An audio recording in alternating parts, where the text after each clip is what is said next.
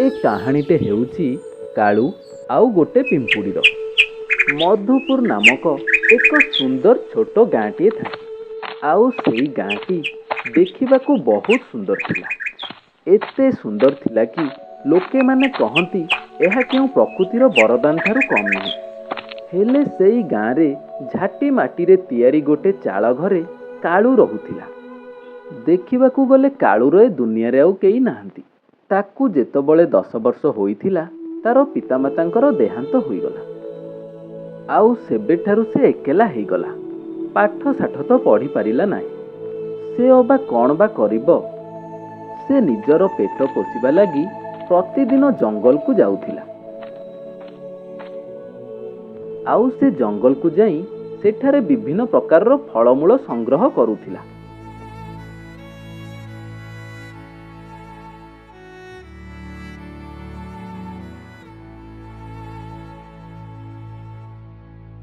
जंगल रे फल गुड़ी को संग्रह कर सारिबा परे से गाँ को फेरी आसुथिला।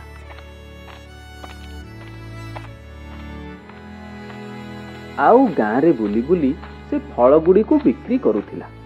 आउ संध्या हेबा मात्रे से घर को फेरी आसुथिला। फल गुड़ी को बिक्री करि सारी जेतिकी पैसा मिलुथिला कालू आराम से सेथिरे चली जाउथिला।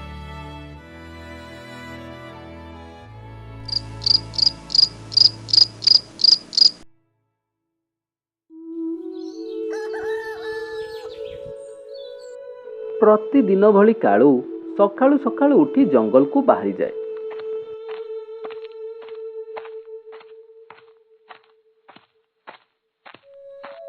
सबुदिन भली से फल गुड़ी को संग्रह करी गाँ गाँ रे बिक्री करे।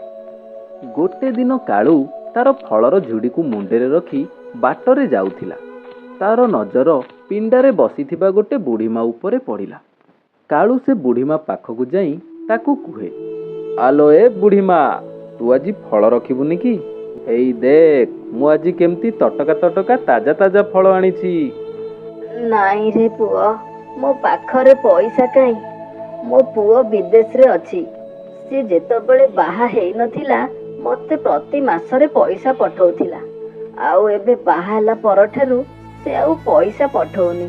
ए बिचरा बुढ़ीटा मरिछि कि बंचिछि देखिबा लागि टिके गाँ को आसुनी।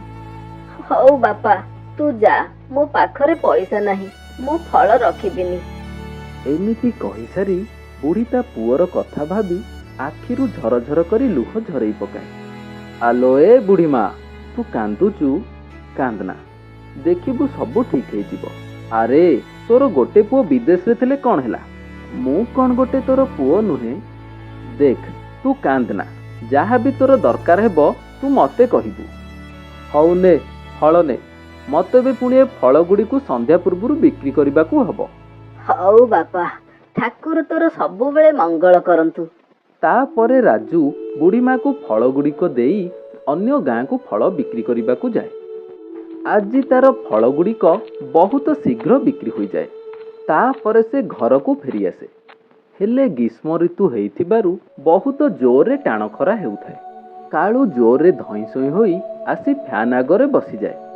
हठात सांगे सांगे कौन हुए ना करेंट चली जाए। आजा धेत तेरिक, ए लाइन टा भी एबे चली गला। कौन करिबो कहिलो, बहुत जोर रे टाण खरा होउछि। ए टाण खरा को जो गरम छाड़ छाड़ न कहिले भल। आउ एपटरे लाइन बेला खाली अनेई बसिचंती लाइन काटिबा पई। आउ पैसा नेला बेलकू हाड़े हाड़े पैसा नेउचंती। ओहो कि गरम, जाउछि आउ हबनी, पिंडारे टिके बसी पड़िबी, हुए तो सेठी टिके पवन बाजुथिबो।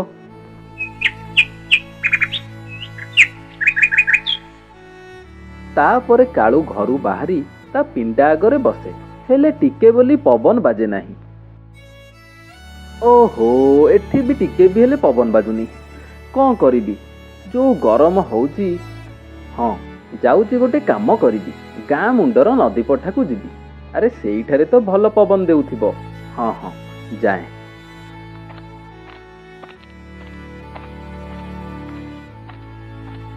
एमिति कहि सारी कालू पवन खाइबा लगी गाँ मुंडर नदी पठा को चली जाए।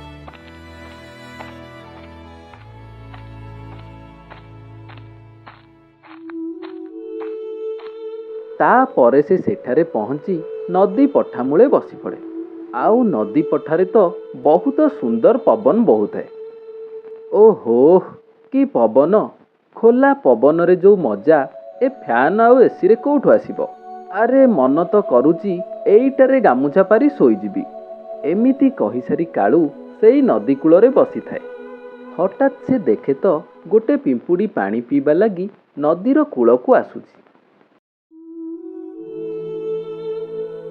ସେ ପିମ୍ପୁଡ଼ି ଯେମିତି ନଦୀର କୂଳକୁ ପାଣି ପିଇବା ଲାଗି ଆସିଛି, ନଦୀର ସୁଅ ଜୋର ଥିବାରୁ ସେ ପାଣିରେ ଭାସିଯାଏ। ନିରୀହ ପିମ୍ପୁଡ଼ିଟାକୁ ଏପରି ଅବସ୍ଥାରେ ଦେଖି କାଳୁ ସେ ପିମ୍ପୁଡ଼ି ଆଗକୁ ଗୋଟେ ପତ୍ର ଛିଡ଼େଇ ପକାଏ। ତାପରେ ସେ ପିମ୍ପୁଡ଼ିଟି ସେ ପତ୍ରକୁ ଆସରା କରି ନଦୀର କୂଳରେ ଆସି ଲାଗେ। ଏହା ଦେଖି କାଳୁ ବହୁତ ଖୁସି ହୁଏ। ଆରେ ଯା ପିମ୍ପୁଡ଼ି ଯା, ଭଗବାନଙ୍କର ଏ ସୃଷ୍ଟିରେ ସମସ୍ତଙ୍କର ବଞ୍ଚିବାର ଅଧିକାର ଅଛି, ସେ ଛୋଟ ହେଉ କିମ୍ବା ବଡ଼। ତୁ ଯା, ଏଥର ତୋର ନୂଆ ଜୀବନ ଆରମ୍ଭ କର। ତାପରେ ସେ ପିମ୍ପୁଡ଼ିଟି କାଳୁକୁ ମନେ ମନେ ଧନ୍ୟବାଦ ଜଣାଇ ଖୁସିରେ ଖୁସିରେ ତା ଘରକୁ ଫେରିଗଲା। କିଛି ଦିନ ପରେ କାଳୁ ଜଙ୍ଗଲରେ ଯାଇ ଫଳମୂଳ ସଂଗ୍ରହ କରୁଥାଏ।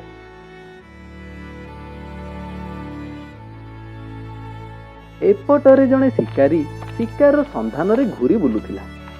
ଏମିତି ଜଙ୍ଗଲରେ ବୁଲୁ ବୁଲୁ ସେ ଦେଖେ ତ ଗୋଟିଏ ବୁଦାମୂଳରେ କ'ଣ ଗୋଟେ ଖସର ଖସର ହେଉଛି। ଶିକାରୀ ମନେ ମନେ ଭାବିନେଲା ଇଏ ହରିଣ କିମ୍ବା ବାର୍ହାଟି ହେଇଥିବ। ହେଲେ ପ୍ରକୃତ କଥା ତ ଏଇଆ ଥିଲା। କାଳୁ ସେ ପାଖରେ ଅଙ୍ଗୁରୁ ଗଛରୁ କିଛି ଅଙ୍ଗୁରୁ ସଂଗ୍ରହ କରୁଥିଲା। ହେଲେ ଶିକାରୀକି ତ ଏ ବିଷୟରେ କିଛି ବି ଜଣା ନଥିଲା। ସେ ଭାବିଲା କି ତାକୁ ତାର ଶିକାର ମିଳିଗଲା ବୋଲି। ହେଲେ ସେଇ ଘଟଣାକୁ ଗଛ ଉପରେ ଚଢ଼ିଥିବା ଗୋଟେ ପିମ୍ପୁଡ଼ିଟେ ଲକ୍ଷ୍ୟ କରିଥାଏ। ଯେମିତି ଶିକାରୀ ସେ ବୁଦାମୂଳକୁ ତୀର ଚଲେଇବାକୁ ବାହାରିଛି, ହଠାତ୍ ପିମ୍ପୁଡ଼ିଟେ ସେ ଗଛରୁ ଡେଇଁ ପଡ଼ିଲା ଆଉ ଶିକାରୀକୁ କାମୁଡ଼ି ଦେଲା, ଯାହା ଫଳରେ ଶିକାରୀର ତୀରଟି ଲକ୍ଷ୍ୟଭ୍ରଷ୍ଟ ହୋଇ ଗଛରେ ବାଜିଲା। ତାପରେ କାଳୁର ଜୀବନ ବଞ୍ଚିଗଲା। କାଳୁର ଜୀବନ ବଞ୍ଚେଇଥିବା ପିମ୍ପୁଡ଼ିଟି ଆଉ କେହି ନୁହେଁ, ସେ ଯେଉଁ ପିମ୍ପୁଡ଼ିଟିକୁ ବଞ୍ଚେଇଥିଲା ଇଏ ଥିଲା ସେଇ ପିମ୍ପୁଡ଼ି। ଏଇ କାହାଣୀରୁ ଆମକୁ ଏହା ଶିକ୍ଷା ମିଳିଲା ଯେ ଦୟା କେବେ ବି ହେଲେ ବ୍ୟର୍ଥା ଯାଏ ନାହିଁ। ଛୋଟ ପ୍ରାଣୀ ଆଉ ଛୋଟ ଲୋକଙ୍କୁ କେବେ ହେଲେ ହେଳା କରିବା ଉଚିତ ନୁହେଁ। ଆଉ ହଁ, ଉପକାରିତା ସବୁବେଳେ ଫେରିଥାଏ।